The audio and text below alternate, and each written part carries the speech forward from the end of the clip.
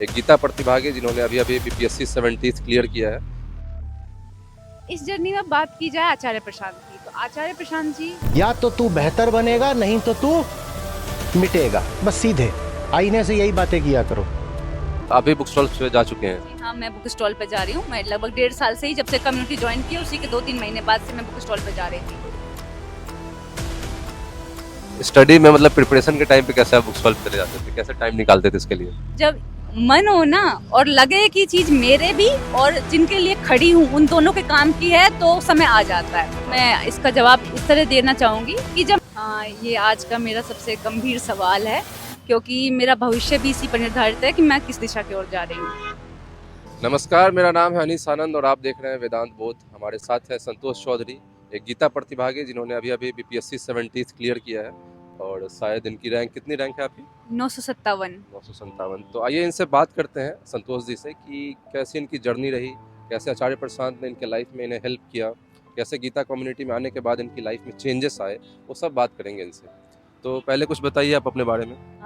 जैसा कि मैंने बताया, मैं यूपीएससी की प्रिपरेशन कर रही थी। उसी दौरान मेरी फर्स्ट फेलियर आई थी, तो जहन में यही आया कि सिविल सर्विसेज पे जाना है तो क्यों एक ही को चेस किया जाए, क्यों ना अदर स्टेट पीसीएस भी दिए जाए। तो उसी संदर्भ में मैंने बीपीएससी का फर्स्ट प्रीलिम्स दिया था, जो कि मेरा ओवरऑल फर्स्ट प्रीलिम्स भी था, और उसी में मुझे 957 रैंक हासिल हुई है। इस जर्नी में बात की जाए आचार्य प्रशांत की, तो आचार्य प्रशांत जी मेरी लाइफ में 2024 में ही आए थे, जब मैं फर्स्ट फेलियर से उबर रही थी, और कुछ फेयर्स थे कि भविष्य में भी होगा या नहीं होगा, कुछ इस तरह की चीज़ें थी।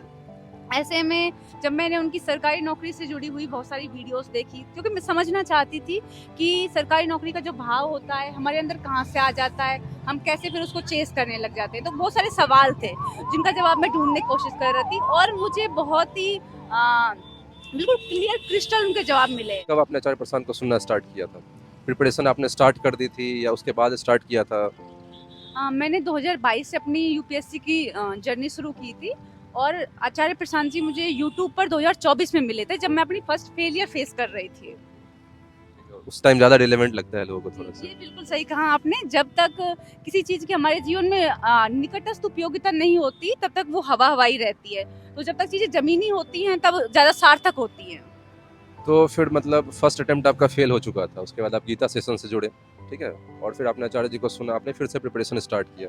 तो फिर क्या डिफरेंट हुआ सेशन से जुड़ने से? आपके स्टडीज़ में कुछ लाभ हुआ आपको?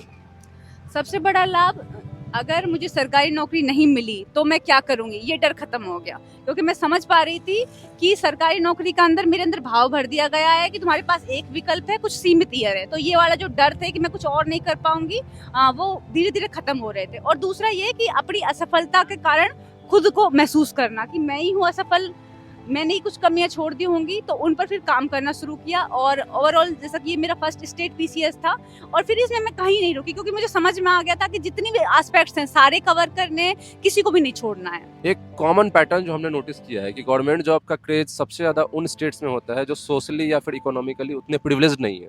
जैसे आप बिहार को देख लें, यूपी को देख लें, हरियाणा को देख लें, कुछ हद तक राजस्थान भी उसमें आता है।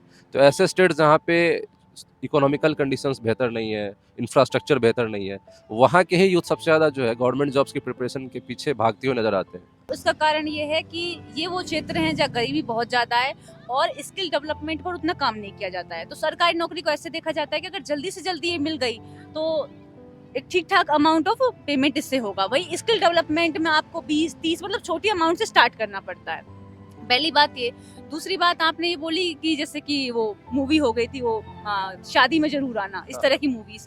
तो हमारे समाज में बहुत सारी बुराइयां चल रही हैं, और वो बुराइयों को दो चीजें दबा देते हैं। ये मैंने अपने आसपास भी देखा है, पैसा और पावर। और चूंकि गवर्नमेंट जॉब में पावर है, तो जैसे कि इंटरकास्ट मैरिज हो गए, या फिर इवन इंटर रिलीजन मैरिज हो गए, तो इस तरह की चीजें भी हो जाती हैं अगर आपके पास ये चीजें हैं। समाज आपकी वैसे साधारणतः इनको स्वीकृति नहीं देता है, लेकिन अगर आपके पास ये चीजें हैं तो ये चीजें हो जाती हैं।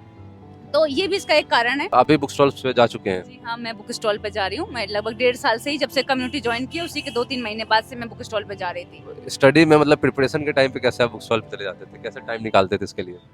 जब मन हो ना और लगे कि चीज मेरे भी और जिनके लिए खड़ी हूँ उन दोनों के काम की है, तो समय आ जाता है। मैं इसका जवाब इस तरह देना चाहूँगी कि जब मैं एज ए स्टूडेंट या फिर एज ए एस्पायरेंट के तौर पर बुक स्टॉल्स पर खड़ी होती थी, तो लोग मुझे इवन सलाह देते थे कि आप अपना समय बर्बाद कर रही हैं, जाइए पढ़ाई लिखाई कीजिए, ये सभी काम अभी आपके करने के नहीं हैं। चलो ठीक है, लेकिन मैं उस वक्त भी उनसे कहती थी कि मैं तो पढ़ भी रही हूँ और काम भी कर रही हूँ। आज सेलेक्ट हो गई हूँ, आज जब सेलेक्ट होकर जाती हूँ तो मुझसे बोलते हैं कि आप तो सेलेक्ट हो चुकी हैं। मतलब ले दे के कुतर्क ही करते हैं, उन्हें नहीं पढ़ना, इसलिए चाहे वो स्टूडेंट लाइफ में हो चाहे वो वर्किंग लाइफ में, उनके अपने तर्क आ जाएंगे। और जिसको पढ़नी है वो कितना भी उसका बिजी शेड्यूल हो वो समय निकाल लेगा, क्योंकि उस चीज की अहमियत समझेगा। यहाँ बात अहमियत की और किसी चीज की नहीं है। मतलब लेकिन वो तो नहीं समझ रहे हैं ना, जो जिस स्टूडेंट से हम बात कर रहे हैं वो तो सुनना भी नहीं चाहते। वो डायरेक्टली बोलते हैं कि अभी हमारे पास इन सब चीज़ के लिए बिल्कुल समय नहीं है, पहले मुझे जॉब ही चाहिए, जॉब मिल जाए, कैरियर सेट हो जाए, उसके बाद हम देखेंगे। तो उसको आप क्या मैसेज देना चाहेंगे कि किस प्रकार से जो आचार्य प्रशांत की टीचिंग्स है, जो आचार्य भगवत गीता है, उपनिषद है, या जो पूरा अध्यात्म का ही क्षेत्र है, वो एक स्टूडेंट के लिए कैसे रिलेवेंट है, उसको क्यों पढ़ना ही चाहिए, बिना पढ़े वो क्या मिस कर रहा है, वो मैं जानना चाहता हूँ। मैं इस सवाल का जवाब दूंगी कि हिस्ट्री, पॉलिटी, ज्योग्राफी, जिसको बेसिकली हम अविद्या कहते हैं, वो मैं पहले भी पढ़ती थी। लेकिन मैं कौन हूँ, मेरे इंस्टिंक्ट कहाँ से आ रहे हैं, आपने बोला सेल्फ रियलाइजेशन या फिर सेल्फ इंक्वायरी, वो वाला भाव पहले पैदा होता है कि सुबह से लेकर मैं शाम तक किसी काम में लगी रहूं, क्या ऐसा वो काम मुझे देगा। इवन ये नहीं कि बाद में क्या देगा, उस वक्त को करते हुए वो मुझे कैसा फील हो रहा है। लाइक इस पढ़ाई की बोलते हैं, पढ़ाई करते हुए अगर आपको बोरियत फील हो रही है, इसका मतलब होता है आप किसी दूरगामी लक्ष्य के लिए उसको पढ़ रहे हो, वो आपको एंजॉयमेंट की तरह आप उसको नहीं ले रहे हो। तो मेरे साथ ये चीजें हुई कि पढ़ाई में फिर मुझे एंजॉय आने लगा, मुझे अपनी एक जो साइकिल थी वो उस साइकिल में एंजॉय आना लगा। बेसिकली यही था। तो मैं स्टूडेंट्स से भी यही उनको बाद में बोलती हूँ कि हिस्ट्री, पॉलिटी, ज्योग्राफी एक तरफ है, मेरे इंस्टिंक्ट कि मैं शाम को पढ़ने का मन नहीं कर रहा है या फिर बोरियत हो रही है या फिर एक सब्जेक्ट में ज़्यादा डूबा हुआ हूँ, इस तरह की जो चीज़ें होती हैं वो क्लियर होती हैं कि और बैलेंसिव वे में पढ़ाई होती है अगर आप किसी कम्पिटिटिव एग्जाम्स को ट्राई कर रहे हैं तो एक आखिरी सवाल मैं संतोष जी से पूछना चाहूँगा कि जो काम आचार्य प्रशांत कर रहे हैं, जो गीता मिशन है हमारा, जो उनके स्टूडेंट्स कर रहे हैं, बुक स्टॉल्स लगाते हैं, बुक स्टॉल पे आप भी जाते थे पहले, और जो ये काम वो पिछले 15-20 वर्षों से कर रहे हैं, लोगों को जब समझाना, अध्यात्म के बारे में लोगों को जागरूक करना, उसको आप किस प्रकार से देखते हैं, वो कितना ज़रूरी है?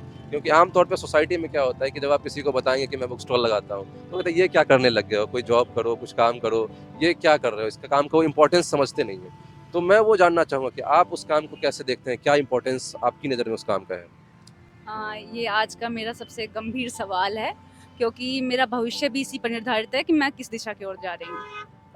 आचार्य जी का काम आज आप सभी जानते हैं कि दुनिया में बहुत सारी प्रॉब्लम्स हैं, ना केवल इंडिया में बल्कि वैश्विक लेवल पर, जेंडर इनइक्वालिटी से लेकर क्लाइमेट चेंज तक। जब सरकारें उन पर काम करने के लिए आती हैं, चाहे SDG करवा लीजिए, चाहे पेरिस समिट्स करवा लिए थे, तो वो बहुत सतही उनके समाधान ढूंढने की कोशिश करती हैं। इवन जब मैं UPSC प्रिपरेशन कर रही थी तो मैं भी उन सतही समाधानों से बहुत प्रभावित थी। लेकिन जब मैंने उनको देखा कि इनको पढ़ने वाले केवल इन्हें बस लिखने तक, पढ़ने तक ही रख देते हैं, आगे खुद तक अप्लाई नहीं करते, तब मुझे आचार्य जी की उपयोगिता समझ में आई कि कौन है जो ये SDGs, क्यों किसी के लिए SDGs गोल बनाए गए, क्यों जितने भी बोले ना हमारे अहंकार की अपूर्णता नहीं, जितने भी परिवर्तन है वो सारे खड़े किए हैं। क्लाइमेट चेंज हो गया, पॉपुलेशन हो गया, करप्शन है, वायलेंस है, वर्ल्ड वार है। जी, वरना प्रकृति अपने आप में बहुत ही स्थिर है, उसकी अपनी गतिविधियां हैं, वो चलना जानती है, उसमें डिस्टॉर्शन हमारे ईगो ने पैदा की है। तो जब तक उस ईगो को डिसॉल्व नहीं किया जाएगा, इन समस्याओं का कोई समाधान नहीं है। और मतलब मास based education of the self की बात आचार्य प्रशांत बार बार करते हैं कि वो एकमात्र समाधान है क्लाइमेट चेंज का, या दुनिया भर में जितनी समस्याएं आपको दिख रही है, वायलेंस है, क्राइम है, सबका एकमात्र समाधान वो कहते हैं मास based education of the self. क्योंकि खराब हमने ही किया है, तो जब तक हम खुद को ठीक नहीं करेंगे, हम बाहर भी कोई परिवर्तन नहीं ला सकते हैं। तो हमें पहले खुद को बदलना होगा। यही गीता मिशन की उपयोगिता है। उसमें ये नहीं है कि आचार्य जी कुछ शिष्य बना रहे हैं या फिर किसी तरह की इस तरह की चीजें कर रहे हैं, वो हर आदमी तक गीता पहुंचाना चाहते हैं, क्योंकि इन्वॉल्व हम सभी इसमें इन्वॉल्व हैं। कुछ मुट्ठी भर लोगों के इसमें शामिल हो जाने से कोई खास परिवर्तन नहीं हो जाएगा।